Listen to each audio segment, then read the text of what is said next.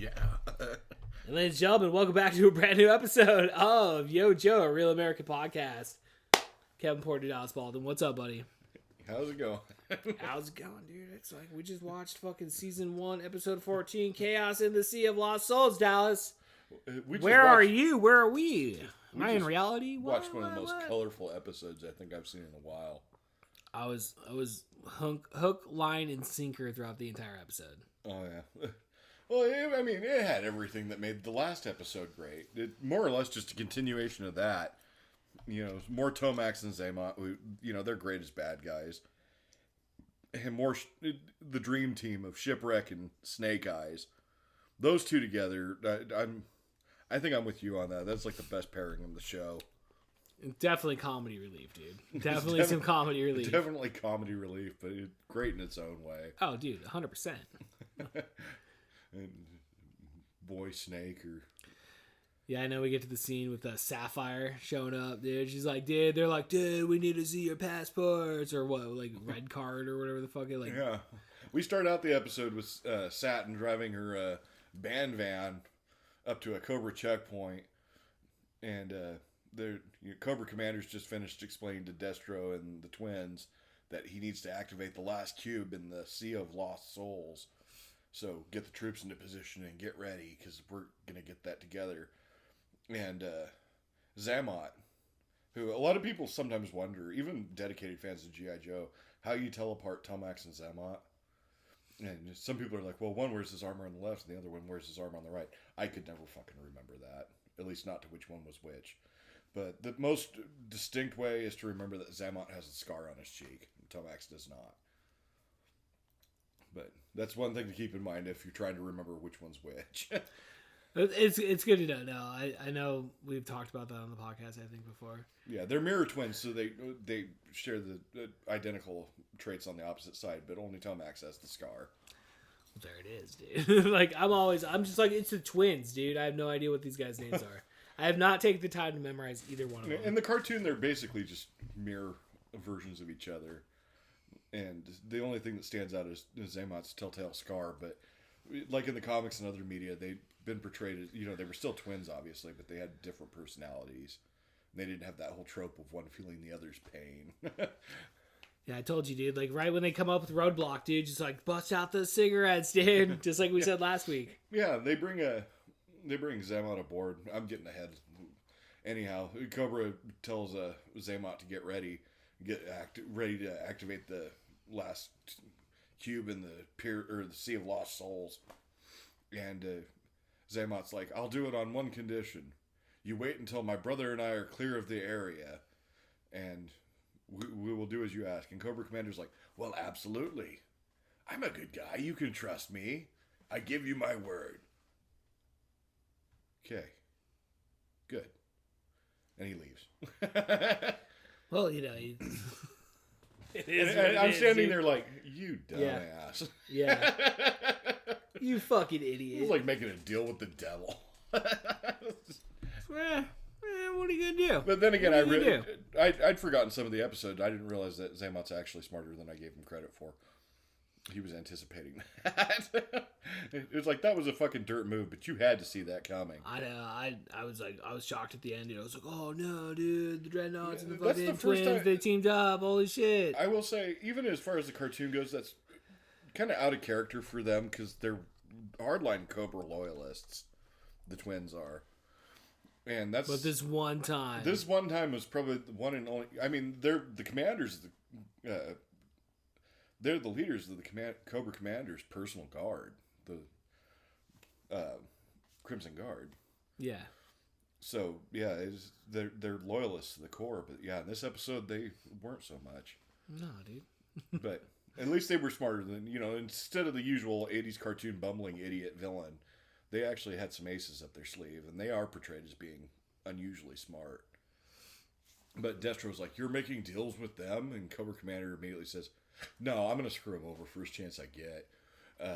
And then Destro's like, yeah, 2 less people for us to have to share the world with. And Cobra Commander's like, exactly. Don't think I won't do the same to you. What? Huh?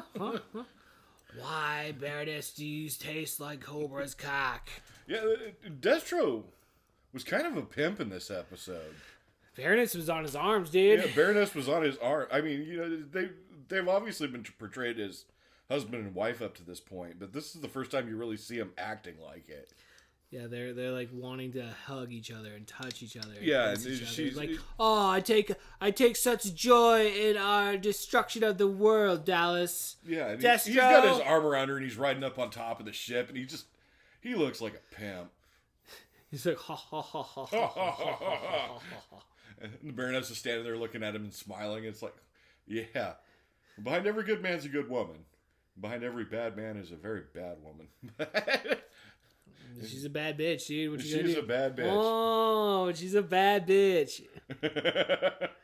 Destro knows what's up, dude. He's like, again, dude. He tasted the cock on her lips, dude. He's like, why do you taste like the commander? And Zartan. Well, she's just like, I don't know what you're talking about. He just goes, shh, don't tell me. But I know. I know. But you're that hot, I'm willing to let it slide. Baroness, one time a man will get a chance with a woman like you. Yeah, that's rolling a 10. Baroness, I want to take off the world with you. You find a gal that dresses like that for recreation. It's a keeper. You're gonna have to put up with some shit, but it's worth it. You're gonna have your ups and you're gonna have your ups and downs. You have your ups and downs. Things are gonna be crazy during the week, dude. Like, you're gonna be like mid Wednesday. You'll be like, I don't feel like going out to destroy the world today. Baroness be like, get up and do the dishes. Baroness, I feel like staying home today. It's a leisurely day. I call it sick. It's get up, Destro. One day is gonna be like, I just met Zartan's daughter, Zanya. Okay. Oh yeah. Oh shit. And she's kind of got the whole Eastern Bloc thing going on. She kind of looks like you. And did you have a baby when you were hanging out with me? I remember that time I didn't see you for like 9 months, and she took off. She's like, I don't know what you're talking about. No, I never had baby out of wedlock with you, Destro. Yeah, I definitely didn't have Zartan's child. Zartan, no. Okay, well, I guess we're gonna do a DNA test. No. No. But the commander just basically reveals to Destro how he's gonna backstab the twins. Didn't see that coming. Yeah, everybody's backstabbing everybody, dude. Especially in that organization, it happens all the time. Well, it's usually Destro trying to backstab the commander, but at least the twins get to flex their arms a little bit. Gives everybody like equal footing throughout the episode. And because everybody's going after everybody, so it's just like it's a free for all. And GI Joe's is out there like, I guess we're trying to save the world. It is a point of interest, like I pointed out. Tomax and Xamot run the Crimson Guard, who are hardliner Cobra loyalists. Those are fanatics to the organization. So if they turn on the commander, those guys are going to zap them so freaking quick. Commanders of their unit are not. They are very staunch on there's only one way to deal with treason. Kind of wish we'd do that in this country sometimes.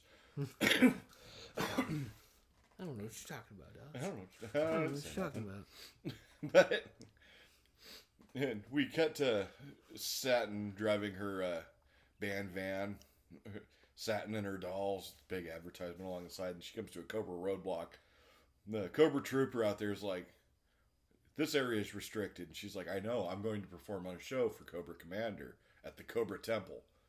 And that worked on the troopers before, her talking about how close she was with the commander. It seems like there's more to this story that she hasn't revealed, but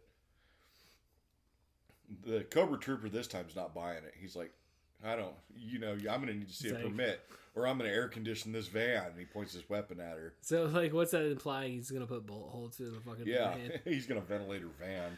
Dude, that's fucked up, dude. Yeah, shoot curse come on, Cobra. Later. Have, human... come on, dude. Don't be like Israel. Come on, dude. But she gets out and she's like, I'm traveling with my band. I can prove it. And he's like, okay, yeah, prove it.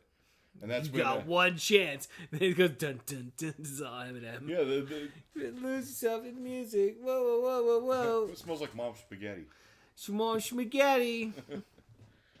But that's when man in some of the most 80s garb I've ever seen steps off, holding a saxophone. He's like, I'm her bandmate, and I'm going to play this right here. Starts busting into like a ska tune.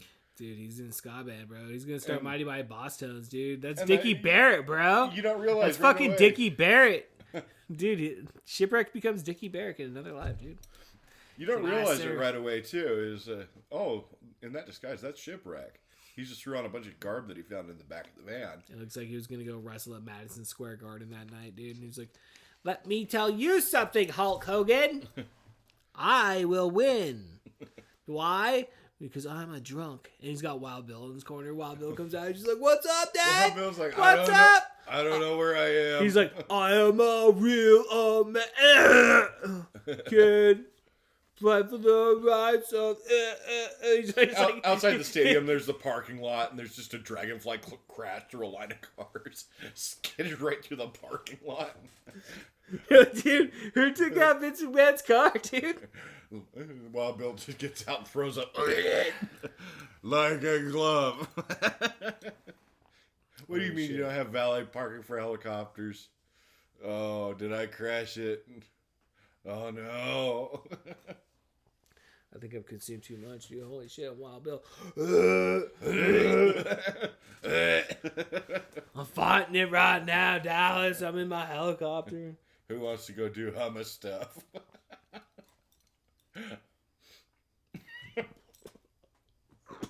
Oh, fuck. Oh, dude. Coughing attack? A little bit. Let's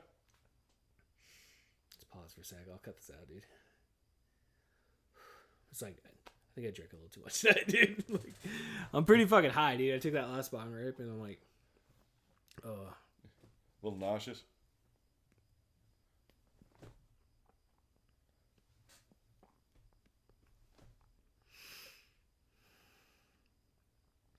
It's gotta, like, breathe through it, you know? Like, You go get some air? Nah, dude. We're good. Okay.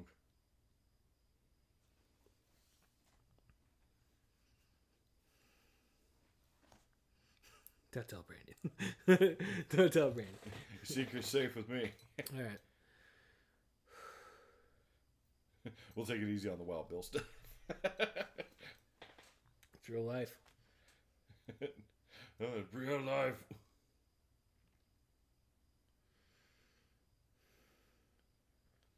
Oh, fuck, dude. Yeah, apologies. I was, like, fighting it the whole time. I was, like 11 minutes in, like, 10 minutes ago. I was like, oh, fuck, dude. This shit's hitting me really fucking hard right now. Just a mix of the alcohol and the weed. Yeah. I'm like, dude, am I real right now? Like, we're in real life, right? Like, I thought you were joking about that. no, dude. Like, I'm a little scared right now. We're in real life, right? Yeah, we're in real life. Okay, right, fair enough. I'm, like, thinking about Kevin Smith. I was like, yeah, remember when Kevin Smith, like, lost his mind from smoking weed? I was like, are you losing your mind right now? I'm like, did he? Yeah, well, he went in, like, yeah, it was, like, trauma shit. I don't fucking know. He stopped smoking weed. I heard he straightened himself out after. Sometimes I think I smoke too much weed. And I'm like, fuck. I know he straightened himself out after he had that heart attack. He quit drinking and smoking weed altogether. I guess it fucked him up pretty good.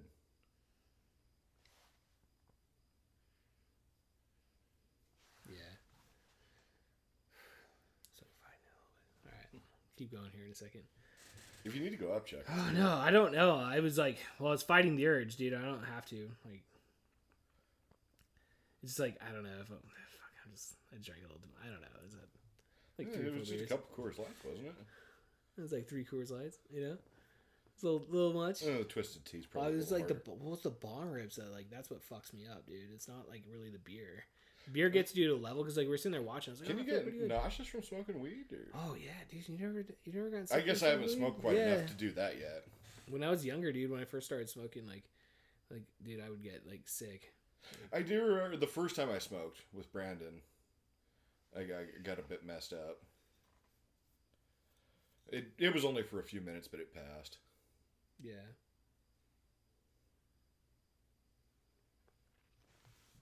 All right. Let's breathe through it. I'm good. Oh. Whoa.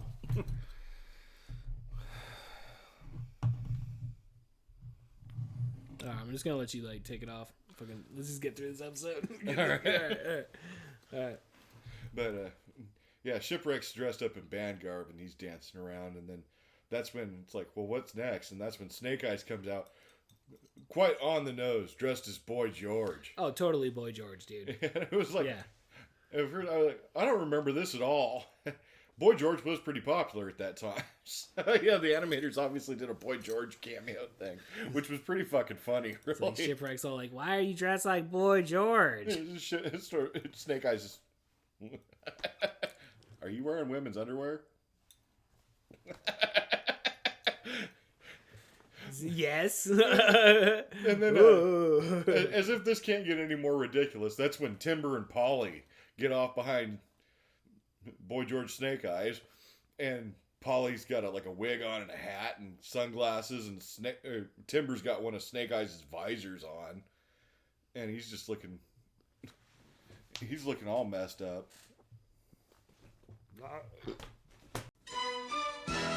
G.I. Joe will return after these messages.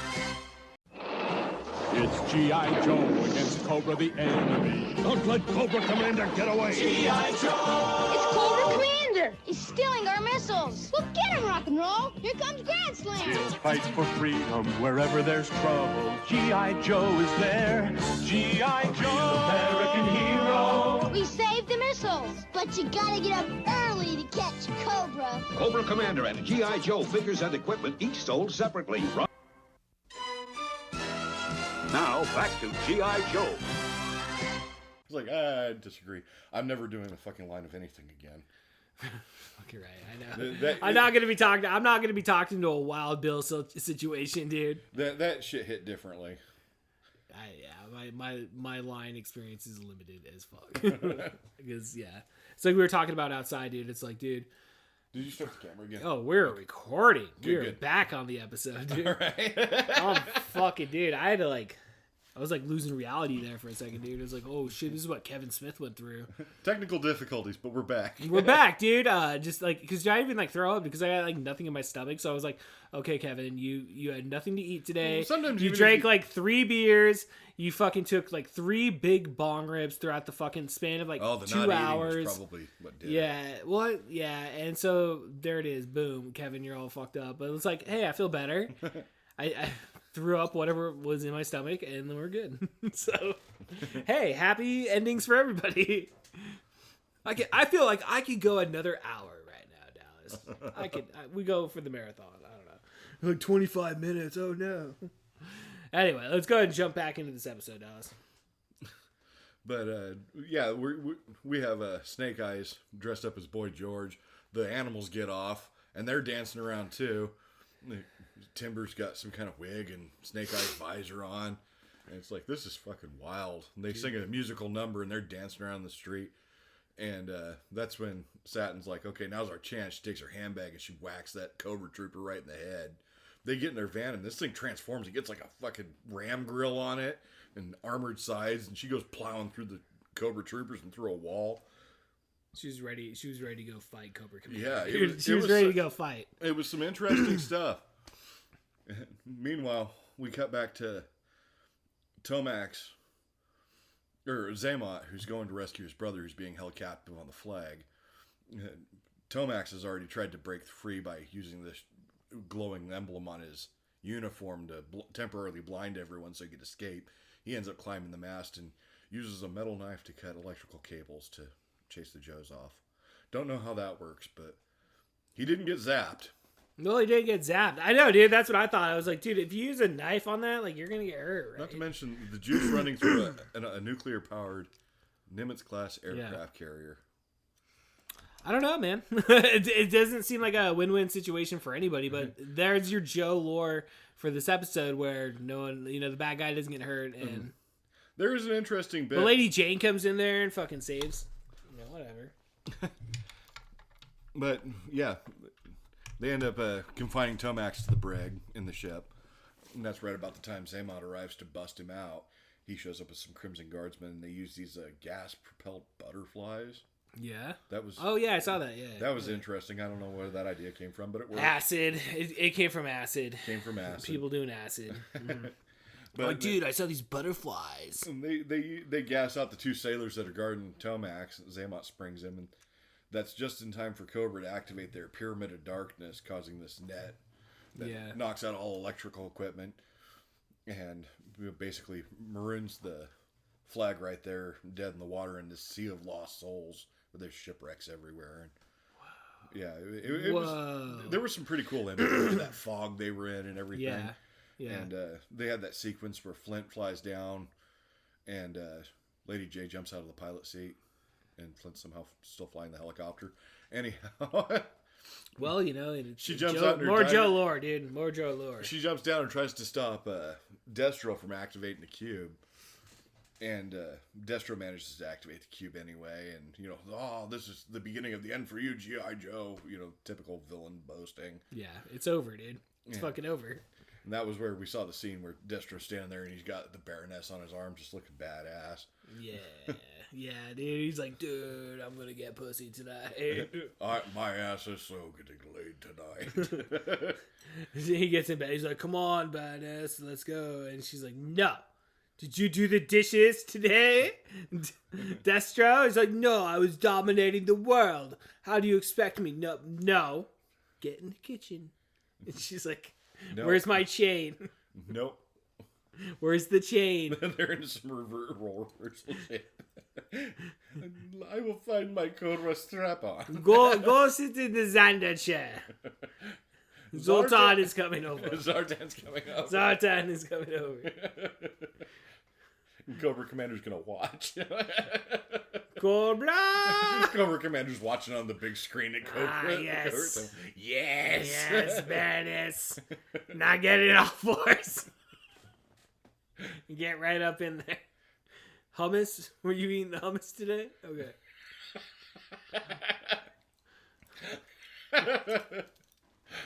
Fucking hell. Baron is just taking straight farts to the face. Oh god, and that latex suit, that thing would blow up like a balloon. It's like, oh, your smell is so intriguing, Zoltan. Zoltan. But they activate the cube, they kill all the electronics all over the world, and that's when the Dreadnoks reveal to Zartan that they've double-crossed him because they've cut another deal with the CEOs of Extensive Enterprises, the twins. So Zartan's pissed. He's like, oh, you mangy mongrel. That's the first time you've ever seen the Dreadnought, because the Dreadnoks are typically scared to death of Zartan. So they usually don't stab him in the back like that, but everyone was stabbing everyone in the back in this episode. Yeah, it was a free-for-all. Yeah, it was a free-for-all. Yeah. And the Crimson Twins, they show back up at Cobra headquarters, and they reveal that they backstabbed the commander. You know, the commander's right in the middle of, you know, how he's going to announce, you know, oh, maybe I should turn my back to the camera and then turn around dramatically. And I'm sitting there thinking, how are they going to watch this on their TV if you've killed all the electronics in the world? Dude, Cobra Commander can't think that far ahead in the future. He's like, well, they have generators. Which would have also been killed by... Hello? My generator is not working. But that's I when demand a the refund. twins show up and they reveal that they've double-crossed the commander. And they're like, oh, you know, unless you want to be swimming with the fish, you'll play ball. And the commander's like, I suppose I could work with you for now. But he's totally planning on double-crossing him at some point. But... Only for now. The Crimson Twins are acting like they're on top. And they reveal that the Dreadnoks have taken over Space Station Delta with the Fatal Fluffies, who are now whipping Zartan. Yeah, Zartan was getting the fuck beat out of him, dude. This is going to become uppance in a big way, even if it happens off camera. Dreadnoughts fucking just turn on fucking... They turned on the leader of their biker gang. Well, you know, fucking everybody's... It's all these underlings, you know, they're all getting their shot, dude. It's not going to last, so they should enjoy it.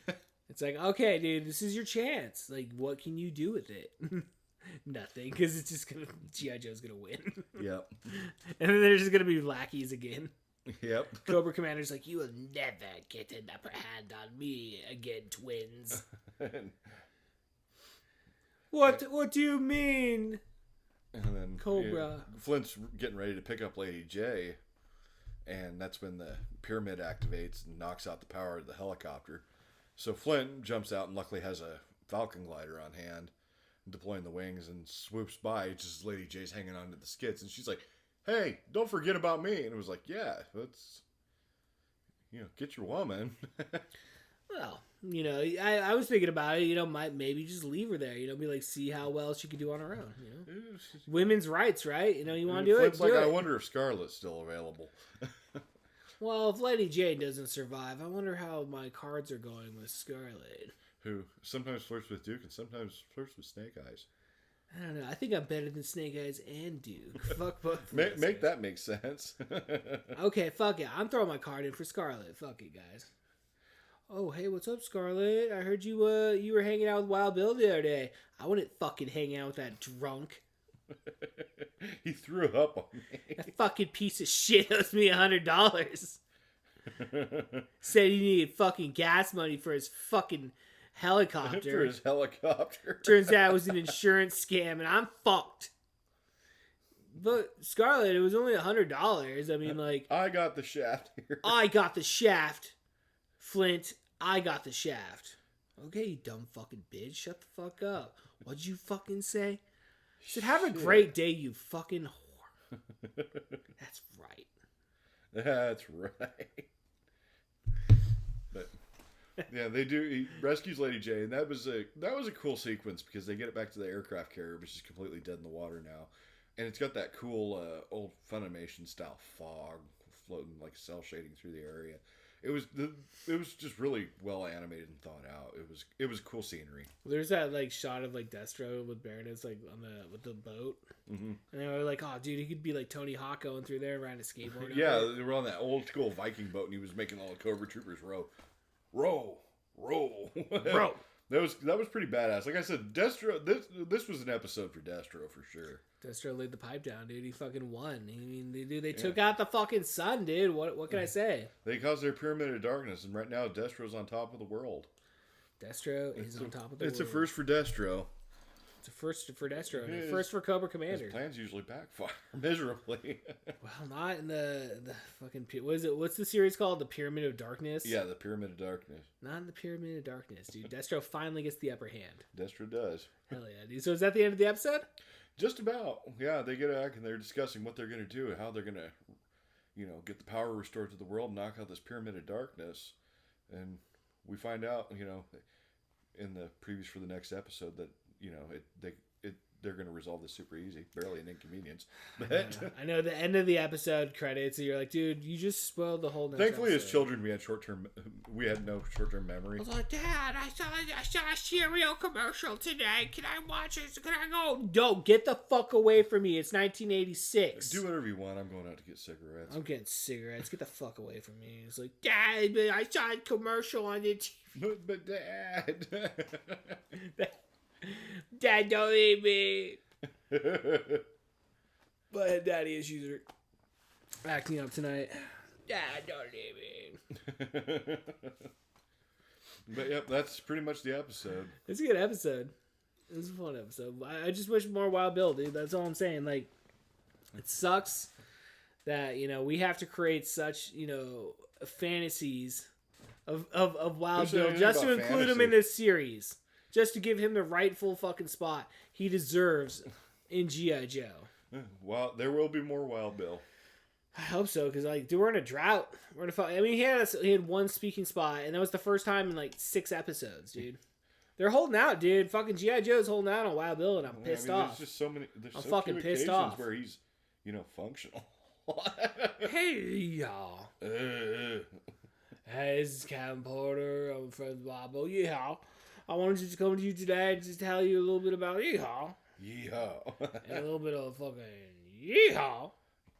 I crashed my helicopter at 7-Eleven. I'm sorry. Duke, I did it again. Call Francine. Then call Francisca. My Venezuelan concubine. Francisca, I did it again. I don't know what's wrong with me. I just can't get a hold of myself. I'm in a dark place. I can't feel it anymore. My Bill's going to have a real dream right now. Okay? I just need help. I just need help right now. I need help. I need help. Dude's not there for me anymore. He told me, he's like, yeah, wow, Bill, you better get shit together. I can't help you if you killed that lunch lady. Not my problem anymore. My fucking Bob Bill's over here trying, grinding. I'm fucking up. Crashed my fucking helicopter. Crashed my fucking helicopter. Yeah. Holy shit, dude. Well, it was a good episode, dude. I mean, like, fuck, I got way too fucked up for one. Lesson learned. It happens. No, dude, I gotta laugh that bong, dude. I was like, fuck, dude, I'm losing reality on this episode, dude. You have no idea how close I was to a fucking mental breakdown. It's like, Dallas! This is why I stay sober for both of us. I appreciate that, dude. Sober buddies forever, dude. All right, man. Well, ladies and gentlemen, I guess check out fucking the Podcast in Disguise every single Saturday. We got new episodes of the podcast that no one listens to. New episodes of Video Rental Chaos. Dallas, did you see the new episode of Office Space? Yes, I did. Hell yeah, dude. We didn't even talk about it on the last show, dude. We should have talked about that. What the fuck? Lost opportunities. Okay, so. We talk about working now. Fair enough. All right, I'm Kevin Porter, Dallas Baldwin. Yo, Joe. Is your mom there? No, I'm home alone. Well, you won a prize. What's your address? 42 Oak Street. Hey, Roblox, some stranger's bringing me a prize. A stranger, huh? All he wanted to bring you was trouble. Remember, never tell anyone you're home alone and never give anyone your address. I'll say Mom can't come to the phone. Smart thinking. Now I know. And knowing is half the battle. G.I. Joe! Hey, yo! Thanks for listening to this podcast! Tune back in next week! By the way, this podcast was brought to you by Channel 23.